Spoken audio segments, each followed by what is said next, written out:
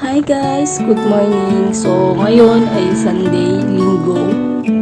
Ito yung ganap namin ngayon. So, may pasok kami ngayong Linggo. Wala naman din kasi yung ibang ganap, kundi gantuloy naman talaga araw-araw. Gigising ng madaling araw para mag-asikaso at maligo at para pumasok sa trabaho. So, bali ang oras na yan ay 5:40. So, ang pasok ko naman din sa trabaho ay alas 6 ng umaga hanggang alas 2 lang naman ng hapon.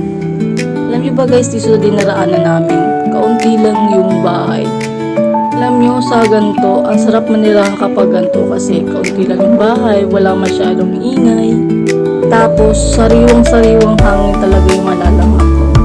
Tapos, ang pinakamaganda doon, wala pang chismosa. Kaso nga lang ang problema ay malayo sa pinagtatrabuhan ko. Pero okay lang naman, carry naman din araw-araw. Dahil malapit na rin kami sa pinagtatrabaho namin, ay eto, dumaan kami dito sa Coastal Road. Lagi naman kami pala dumadaan dito, so wala naman din kasing ibang daanan.